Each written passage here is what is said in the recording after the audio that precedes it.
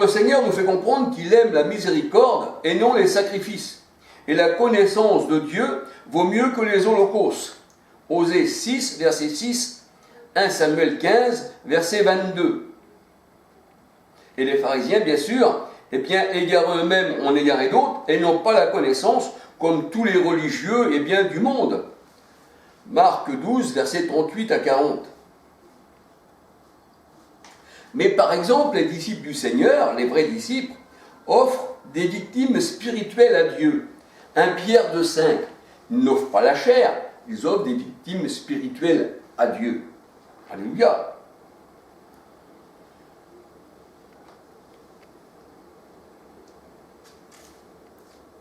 Des victimes spirituelles à Dieu, ceux qui pratiquent la justice et l'iniquité.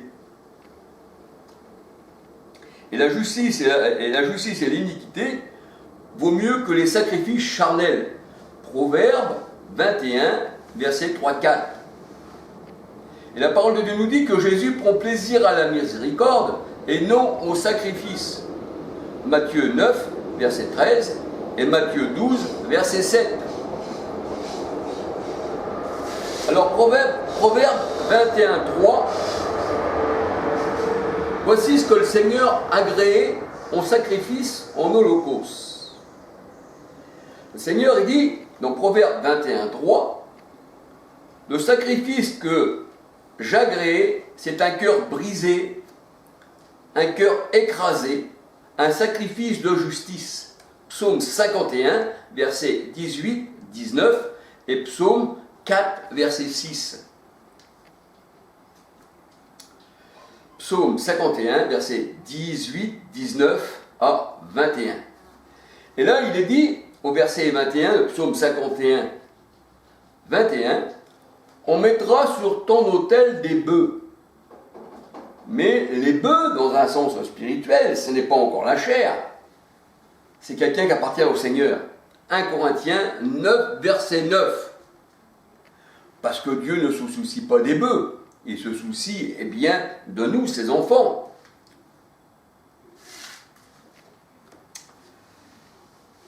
Et Dieu ne veut pas de chair d'animaux sur son autel, mais un sacrifice vivant, comme un sacrifice vivant, pas comme l'homme sans esprit qui est mort, parce que faute d'esprit, le corps est mort, la parole de Dieu nous dit, dans Jacques 2,19. Et l'homme sans esprit est mort. L'homme sans esprit, Jude 19, fait des divisions. Dieu veut donc, un sacrifice vivant. Offrir nos corps vivants. C'est pour ça que le Seigneur dit, ta vie m'appartient, tu es vivant, mais ta vie m'appartient. Fais un sacrifice de ta vie. Marche avec moi. C'est ça le sacrifice vivant. Romains 12, verset 1 et Romains 6, verset 13. On est tout entier offert au Seigneur. Âme et corps. 1 Thessaloniciens 5, 23. Et le Seigneur est pour le corps. 1 Corinthiens 6, 13. On peut lire aussi jusqu'à 19. Et le Seigneur, bien sûr, c'est pour l'esprit. Il est pour le corps. 2 Corinthiens 13, 17. Parce que 1 Corinthiens 12, 13 nous dit que nous sommes tous abreuvés d'un seul esprit. Et or, le Seigneur, c'est l'esprit. 2 Corinthiens 3, 17. 1 Corinthiens 12, 13. Et nous savons qu'il demeure en nous par l'esprit. 1 Jean 4, 13. Alors, on doit être à l'exemple de Christ,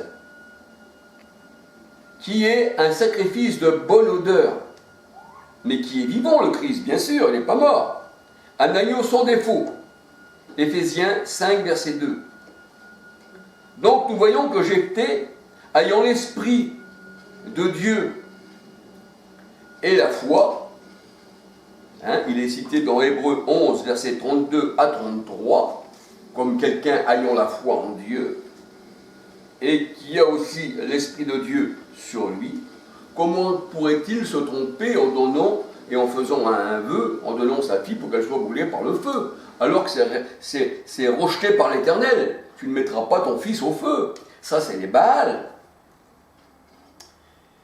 Et dans ce que nous disons, dans Juge 11, nous ne voyons pas que, il est parlé d'un holocauste de feu.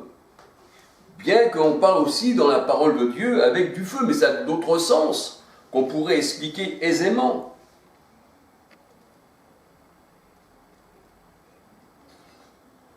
Alors c'est vrai que Jephthé ne pouvait pas faire un sacrifice charnel à Dieu en lui donnant en holocauste et brûler sa fille. Juge 11, verset 29. Il avait l'Esprit de Dieu sur lui et il avait la foi. Et de plus, le Seigneur n'est pas contre sa parole. Il dit qu'il ne agrée aucun holocauste et sacrifice humain. Le Seigneur, il dit même, vous m'avez rassasié de vos sacrifices. Je ne plus voir vos fêtes et vos nouvelles lunes. Pourquoi? Parce que ils amenaient des gens au Seigneur qui n'étaient pas, eh bien, destinés à la vie éternelle. L'Éternel ne l'a pas reçu. 2 Rois 3, 27. 2 Rois 3, 27. L'Éternel n'agrée pas de sacrifice humain. 2 Rois 3, 27. Et être consacré à l'Éternel, eh bien, c'est lui appartenir. Je ne vois pas pourquoi le Seigneur va te consacrer et puis il va dire, mais au feu. Quel amour. Oui, même le Père, il a été un peu bizarre. Donc, on voit que, comme je ne me rappelle plus, je ne me rappelle plus qui c'est qui a été aussi consacré à l'Éternel et qui priait, c'était Anne. Et elle priait pour avoir un fils, et elle dit, si j'ai un fils, je le consacrerai à l'Éternel. Mais on voit que ce fils n'est pas mort. On voit qu'il a marché toute sa vie avec l'Éternel. Alléluia. Être consacré à l'Éternel, c'est faire sa volonté. Comme une consécration de Nazaria, homme ou femme. On voit que c'était une consécration.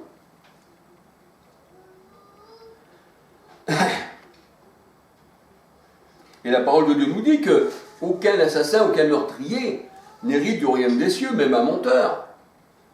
Alors on va brûler nos enfants sur quelque chose et en vérité du royaume des cieux. Juge 11, 31.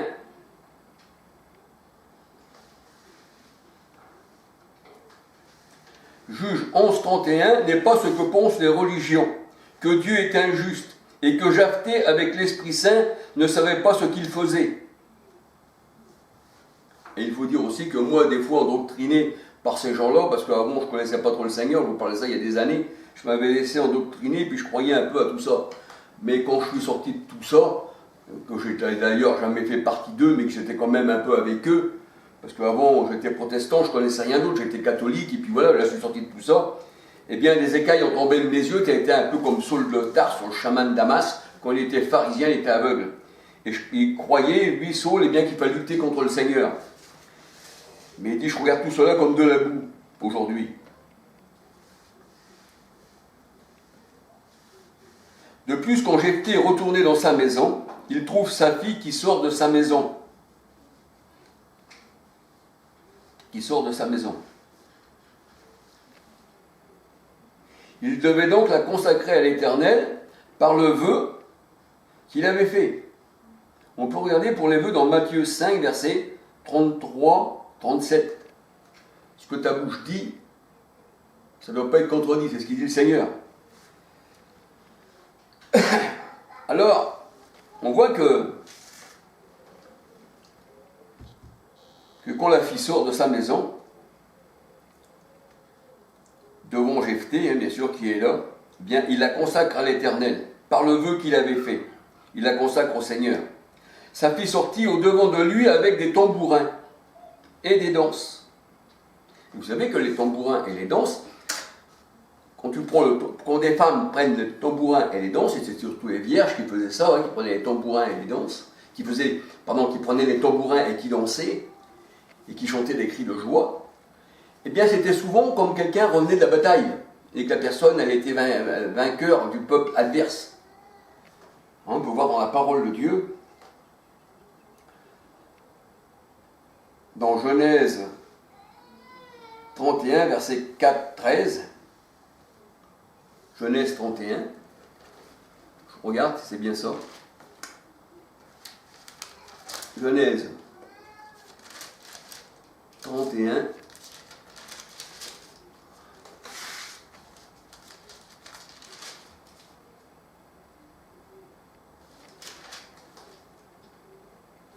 c'est pas ça. C'est plutôt Jérémie. Excusez-moi, parce que j'ai mal marqué. Jérémie 31, verset 4. Jérémie 31, verset 4. Je t'établirai encore et tu seras rétabli, vierge d'Israël. Tu auras encore tes tambourins pour parure et tu sortiras au milieu des danses joyeuses. Et nous savons que la fille de Jephthé, c'était une vierge, puisque la parole de Dieu, elle dit, elle n'a pas connu d'homme. Et elle pleure sa virginité quand elle s'en va sur les montagnes. On va voir pourquoi. Alors, Jérémie 31, verset 4, je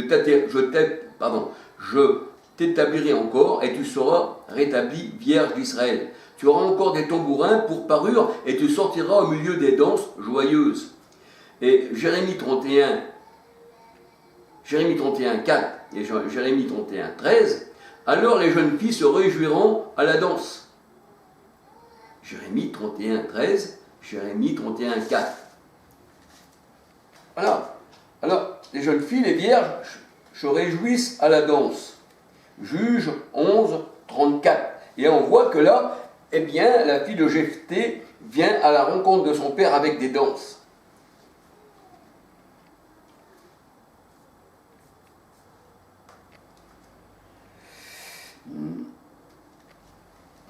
Oui. Alors, il fallait au jour de la réjouissance,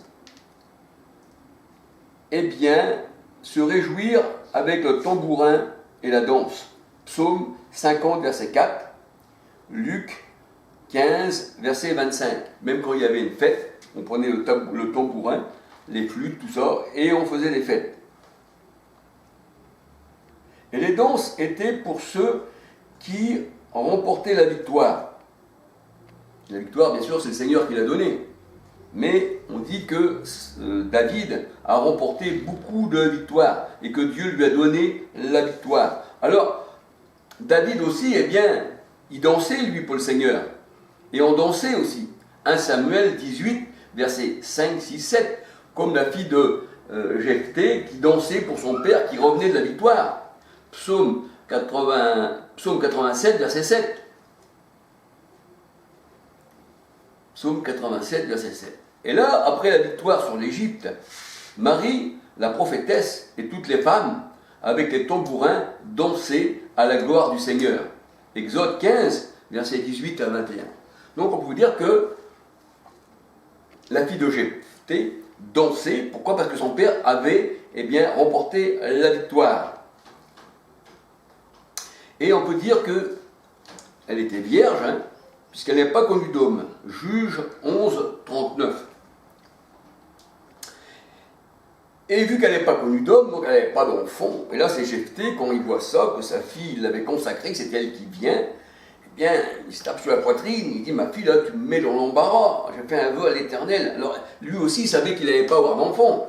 Et là, on voit qu'elle devait pleurer sa virginité avec ses compagnes, sur les montagnes. C'est-à-dire, elle devait pleurer parce qu'elle n'aurait pas eu d'enfant. Elle devait pleurer, pourquoi ? Le Seigneur, hein, elle devait, hein, parce que le Seigneur se rencontre, eh bien, je lève les yeux vers les montagnes, c'est là que devient le secours. Eh bien là, elle devait pleurer sur les montagnes. Pleurer sur les montagnes, pleurer et pour prier. Juge 11, verset 38. Ésaïe 55, verset 7. Et pourquoi sur les montagnes ? Elle devait aller sur les montagnes pour pleurer. Ésaïe 15, verset 2. Car à cette époque, la maison de l'Éternel n'était pas encore bâtie. 1 Roi 3, verset 1-2. C'est-à-dire celui qui voulait prier devait monter dans les hauts lieux, sur les montagnes. 1 Roi 3, verset 1-2, Psaume 121, verset 1. Genèse 22, verset 2. Sur la montagne de l'Éternel, il sera pourvu. Et Dieu explique l'endroit aussi, hein, sur quelle montagne, où il faut aller. Hein. Genèse 22, verset 2. Et c'est là qu'il a rendez-vous, le Seigneur, avec son élu. Et le Seigneur Jésus a prié aussi sur la montagne. Matthieu 14, 23. C'est là que Dieu pourvoit, Genèse 2, 14. Mais aujourd'hui, la parole de Dieu dit qu'on ne prie plus sur aucune montagne. C'est ce que disait le Seigneur Jésus à la Samaritaine. Et nous voyons que le temple de Jérusalem était devenu aussi une caverne de voleurs. Alléluia. Et le Seigneur Jésus-Christ disait à la Samaritaine, eh bien, femme, ça ne sera plus sur aucune montagne qu'on adorera l'Éternel. Jean 4, 20 à 24. Parce que les vrais adorateurs l'adorent en esprit et en vérité, et l'esprit est partout. Il est dans ton cœur. Rentre dans ton cœur, et prie le Seigneur là dans ta chambre. Et comme le temple était devenu une caverne de voleurs, un sépulcre, Matthieu 21, 13, eh bien le Seigneur lui-même préférait être sur la montagne. Il ne faut pas oublier non plus que le combat de Dieu n'est pas charnel, il est spirituel. Éphésiens 6, 10 à 17. On n'a pas lutté contre la chair et le sang, et la chair et le sang n'héritent pas du royaume des cieux. S'il y a une personne vivante devant vous avec son corps, vous pouvez la craindre, parce qu'elle est vivante, elle a un corps pour vous faire du mal. Mais Jacques 2, 19 nous dit, faute d'esprit, le corps est mort. Et si vous allez dans un cimetière, vous n'avez rien à craindre, il n'y a pas l'esprit. Donc on se bat contre les esprits mauvais qu'il y a dans les hommes. Éphésiens 6, 10 à 17. Et c'est bien pour ça que tout est spirituel. Le combat est spirituel. Les holocaustes sont spirituels. Le Seigneur a dit, je les ai tués par les paroles de ma bouche. Jérémie 5, 14.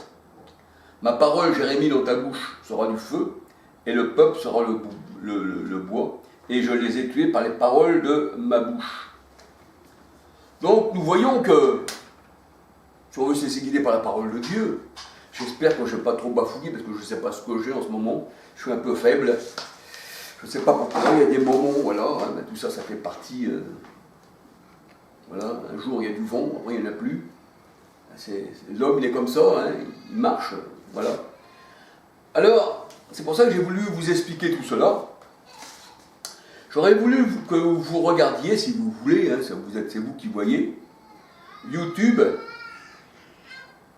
Oratoire du Louvre. Et là, cette personne, elle nous dit que Jephthé était contre Dieu et qu'il a fait des choses abominables, qu'il a donné sa fille en holocauste, au feu. Alors on peut dire que ces gens-là sont des faux prophètes en action, qu'ils sont contre Dieu. Alors regardez YouTube, Oratoire du Louvre, faire échec au vœu de Jephthé. Oratoire du Louvre, faire échec au vœu de Jephthé. Et là vous allez voir cette personne qui comprend que charnellement, qu'elle n'a pas compris la parole de Dieu, eh bien, elle emmène le monde en erreur, comme les pharisiens, comme les religions. Mais que le Seigneur vous bénisse, que le Seigneur vous garde. J'avais perdu encore quelques petits versets que j'avais en tête, qui auraient rapporté plus d'éclairage sur ce que je viens de dire. Mais je pense qu'avec cela, je pense que ceux qui sont au Seigneur comprennent. Alléluia. Et je vous dis, excusez-moi, je vais bafouiller un peu parce que je suis un peu fatigué. Mais ce qui compte, c'est la parole de Dieu. Et puis, dans les commentaires, s'il y a des choses que vous ne comprenez pas, ou des versets que j'aurais des fois mis dans un sens qui ne devrait pas y être, et puis l'autre dans l'autre sens qui ne devrait pas y être, mais je pense que j'ai mis les versets au bon endroit, et puis que vous allez comprendre.